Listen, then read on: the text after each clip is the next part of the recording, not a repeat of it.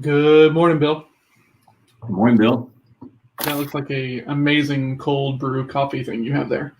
Yep, Summer Moon, right down the street. Oh man, that is right down the street from me. Oh, now I'm super jealous. Now I can just come by and crash y'all's learning thing, get certified myself, right? Right. Up all my prices because I know Yeah. that's what you guys are gonna do after today. Yep. Yep. That's true. So when you're looking back at the time you spent so far this week, how much of it is new stuff? How much of it is variations on a theme? And how much of it has been stuff you already know? Let's see. I'd say about 30% of it's same. I've heard it because it's part of a curriculum that I already had access to. I'd say 30 to 40% was variations on basically how to use the curriculum. So that's been probably the most useful stuff. It's been an application of it. And then there's probably 20, what's left there? Yeah, 20% left of like brand spanking new stuff. Which is fine because really the whole reason you get the certification is so that you can go use it in a specific way. Yeah. Some people are getting all this information for the first time, but others aren't, like myself and Chris and James. So my understanding of this is this is being put on by the Story Brand people, but it's not their actual certification, or it is? It is actually. So the way that they started, hey Michelle. Good morning, Michelle. The way that they started with Story Brand was their brand name, and that was their framework, and they licensed people to do that. They've been doing that for 4 years to be Story Brand guides. This is something I learned new. Their original vision was to change the business education system, the MBA system, and the entire college business education system to say we want everyone to have a business education who wants one at an affordable price. So you don't have to go get in debt for hundreds of thousands of dollars if you want an actual, true business education on how to run a business. And so that was their original vision. So they have now graduated to being called Business Made Simple is their brand, with Story Brand as a piece of what they offer. Okay. It's the marketing messaging piece. And so I'm getting the Business Made Simple certification, which is in 8 different areas of business on how to create a market, a business plan, and they have all these different pieces that go into creating a successful, business framework for yourself. Interesting. It's a really, really cool, moonshot. I mean, their goal is to replace the college system in a way, not completely, but like make it like the alternative to college.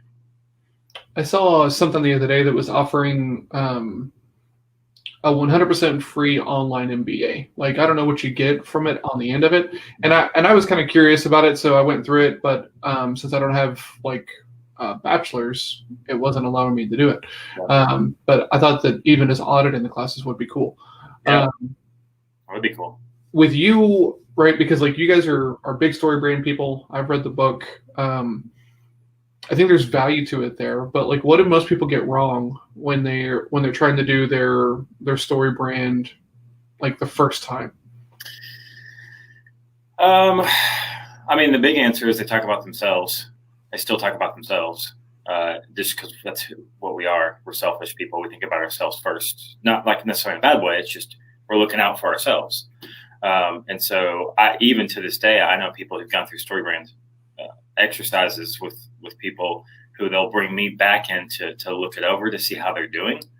And it just slides back to talking about themselves, which the big concept that hit me when I read the book first time, and every time I go through any of the material, it always hits me just because I think it's a human problem, not just a business problem, is we just have this tendency to want to tell people about what we do versus talking to people about their problems. So people, it's like your name, right? Like people, when you say someone's name, John, there's a psychological things that happen, a physiological thing that happens in your brain that lights up. Like it connects with you. Your name connects with you. And they give the same sort of evidence, and they have all sorts of studies that say when you talk about yourself, people put up walls, period. because you're not talking about them. It's like a survival thing. But when you talk about people and their problems, they lean in a little bit, even subconsciously. They don't even know they're doing it. It's like, okay, this is me. And the better you are at talking and building story arcs, which that's the story brand part, right? Once you get them to lean in and say, I'm talking about you. Oh, okay, I'm listening. Then tell a really good classic story, 5, 6, 7 stories as the research goes, right? There's only 5 or 6 or 7 stories. And if you do a really good job of talking about their problem and putting it in a story arc, the theory is they're going to be willing to be sold. That's marketing that allows people that are in an open place that have now put themselves on a story arc that involves them as a hero. And I want to be a hero. Tell me how I can be a hero. Okay, here you go, sales team. Tell these people how they can be a hero. How they can solve their own problem, or we can be the guide and help them solve their own problem. Hey, Levi. Good morning, Levi. So is it just that you have to do it a whole bunch of times? I mean, that's part of it. It's like anything, right? Like once you learn a framework, there are a lot of nuances that come with it that you just don't see until you've done it 100 times. It's easy to say, okay, well then give me the story arc. Which story arc should I be using? But yeah, it's like copywriting, right? The best copywriters, even if they're really talented when they start, they just get better over time. They pick better words. They match moods with clients better than they used to 5 years ago. Like there's just things that you develop. So I think StoryBrand is the same way. They wouldn't tell you, and I wouldn't tell you. It's not a complicated system.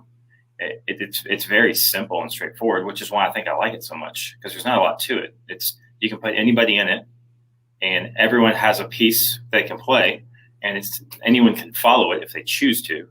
It's just a matter of, and it's really, if you go back to coaching in general. Yes. And we'll never know who that unicorn was. Oh, yes, we do. We had to wear a mask, so.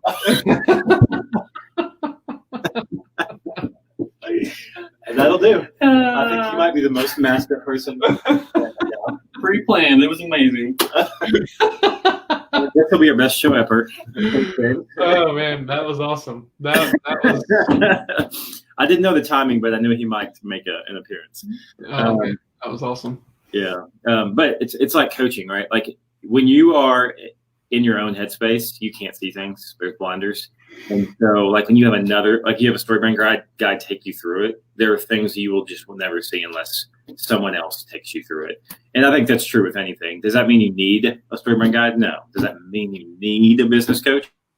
You don't need any of those things, but it sure does accelerate things. Because I've read the book, right? Mm-hmm. I tried to do it for myself, right? And it kind of felt, and I did 1 rep, right? So like it's not like I did a whole lot of like in-depth practice with it, and it kind of felt like one of those things to where we're gonna it's too easy, right? And so you read the book and you're like, oh my god, I'm gonna crush this thing. Yeah. And it's so like it kind of feels like this thing of, well, let's make it really easy, but then let's also. I don't think they oversimplified it. Well, no, I think that they try to make it too approachable, and I don't think it's as easy as people think it is. But that's a sales tactic. Well, Jake, I understand that. I get that, man. The framework is very easy. It's just not as approachable as it looks. It's just hard. I was actually thinking, because you're sending me these videos, or you were. Yeah, I know. Of kung fu stuff, right? And I get in it, I'm like, oh, this is easy. And then I try and do it more than half speed. I'm like, this isn't that easy. It looks very simple especially the stance. The stance just feels so weird. The stance is very weird. There's there's a lot that just takes some getting used to, and then there's like a little bit of nuance that makes it go from like a great stance to like just wrecking your knees and your structure. And it's the same thing, because right, like even this, like I've got to keep this guard and I got to keep this out in front, and just taking this down and rotating it in a way that keeps guard up. I can't do it any faster than that. But look how simple this move looks, right? But but I can't get it until I get my 1,000 reps in or whatever. Not the way that's really flawless. So I tend to think, you know, I don't feel like I need to like defend simple frameworks, because once you've been in a simple framework that's really awesome, you realize most things in life that work really well are really simple. And I think that's honestly one of the hardest sales pitches around things like this. And they're like, why would I need you? This is super easy. This is so simple. I can do this on my own. I can do Kung Fu from YouTube. You know, I can learn all the moves. Yeah. You're right. You could. I mean, it's possible. Well, but at that same time, though, I don't know any martial arts practitioner who or instructor who thinks that, hey, if you just watch these videos, you're going to be good at this thing. Right. It's meant to supplement, you know, in-person training, right? Because, like, you know, we're talking about Kung Fu. There's this whole element of Kung Fu that you and I haven't even talked about yet, and it is impossible to communicate just via video. Like, it's one of those things, like, you have to feel it, right? And the minute you feel it, it's like, oh, that's why all of this stuff works in the way that it does. But it's this idea of like forward intent, so that way, as your hands crumple and move out of the way, my hands are just filling those holes, right? But until you feel that, and you feel somebody who does it well, it's this thing that's like, okay, you know, and that's kind of what I feel like Story Brand is, right? But I feel like the difference between like Story Brand and something like Kung Fu is that everybody's aware that you're not going to get good at Kung Fu just by watching videos. But there is this idea that if you buy this book, you're going to be like really good at this thing. And if it's going to take you 50 to like 100 reps to get really, really good at it, to get to the depth to where you're not just talking about yourself, right? You're putting you're putting yourself in the position where you're the guide and not the actual person going through it and stuff like this. Mm-hmm. Then I kind of feel like that expectation should be like set, because it kind of feels like, oh, just do this and you're going to be great. Yeah, well, I think it's a stair step situation too, though, because I think if you were to, like, let's say you go buy the book, you read the book, you're like, okay, cool, I'm going to try this on my website. I'm going to go through the framework real quick. I'm going to lay all this out, take a couple hours, whatever. Then I'm going to go to my website and my header and a couple things. And what I'm going to do is I'm just going to change talking about myself to talking about my clients and what I solve for them in the header. And then I'm going to put some social proof there that shows what I'm saying I do, right? That's a really simple, obvious thing that if you just did that would change your conversion rate, right? Because all of a sudden when people get there, it's like, I fix X for Y so that, whatever. That's not a Story Brand specific piece of advice, right? There are people who build websites who are good copywriters who will tell you the same thing. The difference is it's backed up into a full storyline that then you continue to use. And what you will see is Story Brand is a filter. It's not the silver bullet to fix your sales. It's the filter of which you need to speak through from now on, based on the fact that you have this client that needs to fix a thing, and you're the guide, not the hero. So from now on, when you're communicating, you are communicating through that filter of, I'm no longer the hero, I'm the guide. And there is that they need a plan, and they need to know what the transformation is going to look like. And what's funny is when you start hearing about those things, you're like, well, yeah, because you watch movies and because you watch, that it's such a simple framework. You've lived with it for so long. It feels almost like duh.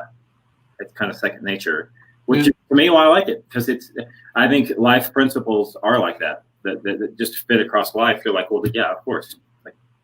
Because you feel it across your whole life. We're just putting a different application on it than maybe you're used to putting on it. The one piece that's missing that he has introduced this time that I got from Simon Sinek before this was, if you don't know what you're about as a business, like really why you exist and who you're there to help, like what's my purpose, my why, personal or business, it's harder to build out this framework, because you're building a framework based on selling a thing. Versus once you know what you're about, like, right, I'm about empowering and equipping cause-driven people. Like, I love that's what I'm about. If someone that has a cause or people at the group they like, I really want to help equip them to do that better. Because I know that, and I go into a role and Story Brand it, I have this actual motivation that shows the type of guide I'm going to be. Because I know me, I know our business model, I know what we're strong at. Now all of a sudden this this guide piece that just maybe, oh, we're the guide who sells them the thing, becomes we're like a Sherpa. Like, this is our thing, and this is why we're so good at it. And so now we can really start connecting some dots. That's some of the nuance that comes in. And he's introduced a piece for that in the Business Made Simple framework. Interesting. So he's just building it, in stair steps. He introduced a finance piece yesterday that, I mean, it's like a business MRI that we're going to be offering, and it's a piece that's not going to be ready actually as a course for a little while, but he gave us a preview and a little piece of what we could use, and it was good. It was real good. I'll share that with you off here because it's not ready for public yet. But so yeah, it has turned out to be more than I thought it would be in certain ways, and less than others just because there was a lot of repetition on certain things. But I mean, I think that's all training. Anytime you're in 3 days worth of training on something you've already read about, you're going to get some of that. Yeah, that's for sure. Okay, so your whole day is still working on this. Oh yeah, and you're going to love it. Today, the whole second half of the day, we are going to be putting together a coaching proposal in groups, and then we're going to pitch Don and Kula and JJ individually in small groups to be our coaching client, and they're going to be the client. We're going to be the one pitching them coaching, and they're going to give us live feedback. Interesting. Yep. So instead of one-on-one, it'll be like small group. I forget how big the group's going to be. It's not going to be one-on-one. It's going to be maybe 3 or 4-on-1, I think. Okay. Interesting. I'm curious to see how that goes. Yep. So then you're done with that today. So back to the grind tomorrow, right? Yep. My day's a little bit weird. I have a friend in town who does like a bunch of like overlanding, off-roading and stuff. And so we're meeting up. He's going to help me put my rack on my vehicle, which I'm excited about. We're also talking about a trailer that he has that we might be purchasing. So I'm going to have a little session with Levi here, set up some tech. Then I got a call with Joel. We hope to get them as a client. Oh, look at this. The unicorn is now typing into Yep. the meeting with Joel to talk about some things with that group. And then that's kind of it. It's supposed to have a call today with Mike, but he's kind of on vacation. So I don't think we're actually going to be meeting. So I've got kind of a light day, deceptively light, which is making me feel weird. Yeah, per usual.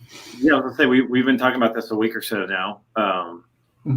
Yeah, about a week. Have you laid out some new or resurrected some old or back on some business development processes that you laid down maybe a few weeks ago? So the focus right now is to build something out that has got a little bit easier to access, right? Because not everybody wants to carve out the time to coach. Not everybody wants to, put in that time, and work. So what I really need to do, and Joel is going to help me with this, which I'm excited about, is we're going to put together like the big stuff from the book into a course that works as a companion alongside the book, or you can do it separately. So that way, I can just sell that, right? I get that not everybody wants to just like coach on an ongoing basis. I know you're smiling. What's up? Well, I was saying, is this the one that you handed off? Because we haven't followed up on your meeting, or actually Melissa's meeting on the book. Yes. So same book. They're going through some social media stuff to kind of position me as more of an author, and we're going to be focusing on that on LinkedIn. So they've kind of put together a calendar and postings and stuff like that. The goal is to go ahead and get the course built so that way we can, do like a beta run, get some people who I know and trust to kind of go through it and give me their feedback. Mm-hmm. And that way, hopefully, it becomes the book plus the course, but the course would also run independent of that. And I think that's kind of it. But I need to do something that's a little bit easier to get people like in the door, and a course is a good way to do that. So. Yeah. Cool. Okay. Well, that's good.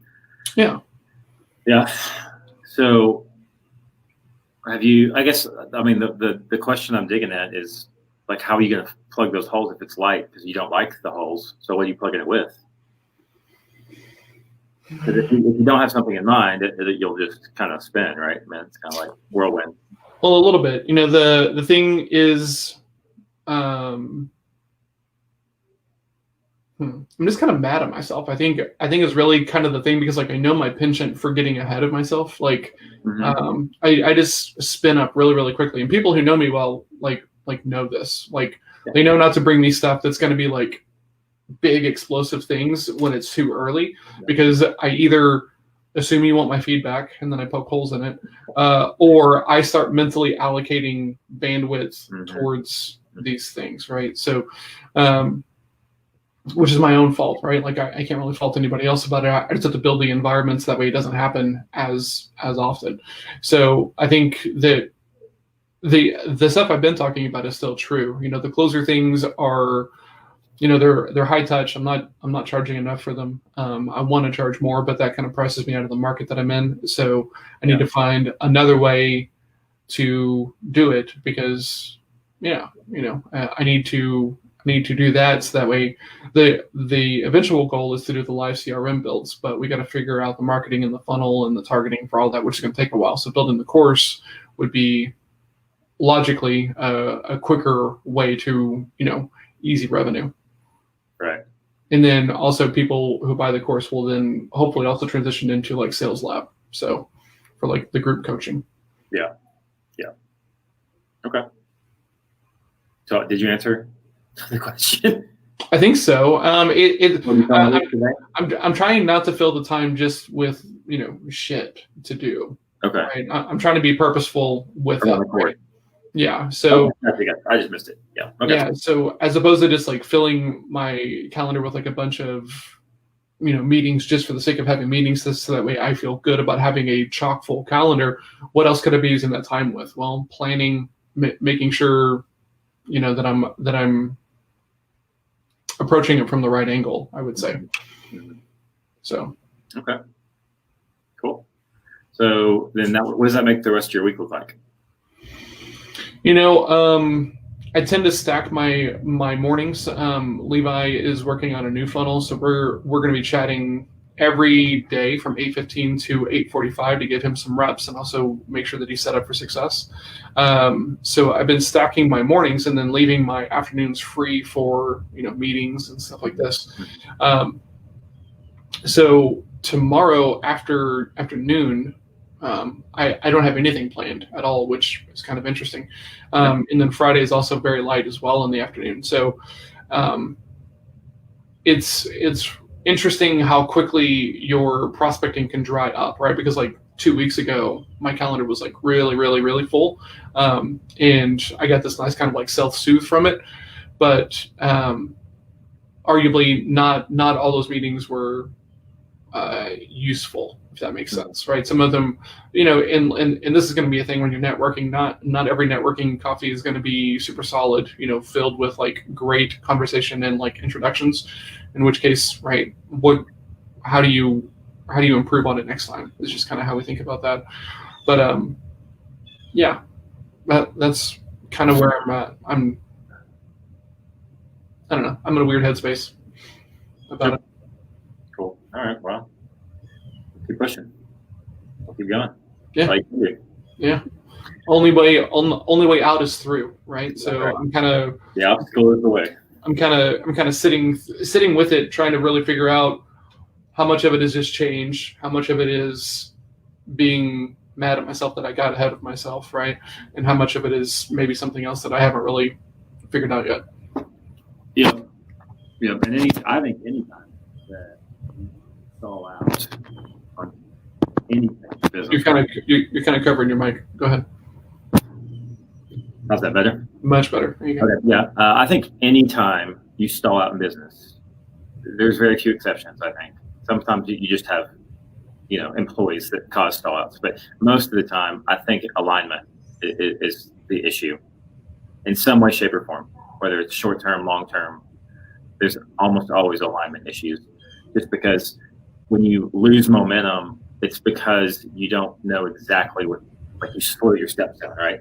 Mm-hmm. Like you stumble. So that's always, if there's more than 1 or 2 days for me, where I'm like, I feel like I'm just kind of, I always go back to alignment for myself to go, where am I heading? Why do I not know where I'm heading? What do I not know what the next step is, or do I not know what 3 steps ahead is? So these steps are getting slower, like that sort of stuff. So that just comes to mind as you've been talking about this last couple weeks, last week or so. Yeah. So, and that's probably what we're doing right now, right, with Quirk, is what we've been doing is realigning our end goal for a year from now and 3 years from now. Mm-hmm. And our steps have changed, and we've zigzagged quite a bit over the last 3 months. Not in a bad way, in a good way. Like let's realign this thing because we have some stuff way over here, and it really needs to be closer to the center and some stuff like that. So, yeah. Oh, I have a question for you. Is there a brand other than Story Brand, and not one that you guys have worked on, that you think has done a really good job of using that framework to improve their marketing? Okay, so not Story Brand themselves, obviously, and not any ones that we've worked on as a client or as a guide for them. Yes. Oh, sure. I mean, yeah, I would say that, for example, I gave you like one-liner is a piece of what you get out of Story Brand. A one-liner is like your 3-second elevator pitch. It's kind of like the intrigue line. Geico actually has a very smart one-liner, which is you can save, or it probably, right? You can 15%. save 15% in 15 minutes or less, right? For car insurance. So what that does is they know that they're in the lower end market of people just trying to save money because that's their target. They're not looking for high end insurance. They're looking for the everyday average person trying to save money. That's their target market. And so they have built a one-liner that matches that. And so then as you go into their stories, you have the Geico wizard tells stories. Now the execution isn't as good as you hope, but he tells stories. Bring your mic again, buddy. I don't know. That's weird. Maybe I'm just losing you. I don't know. It's weird. Anyway, there's lots of really, really good big companies that do it well. You just until you start thinking of it through a Story Brand lens, you won't know that it's being done Story Brand. You know what I mean? It's like the key is to look for, and I love doing this in the grocery store. Like, I'll walk up to, we're walking down the aisle, and I'll catch a new product that I haven't seen on the shelf before, right? And be like, oh, that's cool, I haven't seen that. What is that? And I will actually write a one-liner in my head for the new product. We do this because you need this, so check this out. Like, kind of puts those things front of mind for you. So I'll actually come up with 3 or 4 if you want. Yeah. That we can discuss that I'll just find today. That are big companies you already know, but I'll put a framework on top of it so you can see, oh, yeah, look at that. That's a Story Brand. I think that would be cool, right? To see how, and maybe that's just how I prefer to work, right? Is seeing it from like the reverse engineer side of it. But yeah, that could be cool. You do like reverse engineering. That makes sense. Yep. Awesome. All right, man. Well, I got a call. Levi, get to it. In 2 minutes, and man, have a good day. Enjoy the last day of Slack. We've got to get back to it tomorrow. My brain doesn't feel slacked. I understand for sure. Awesome. All right, Bill. Well, have a good day, friend. See you guys. See you, everybody. Thanks, James, Michelle, Levi. You guys are the best.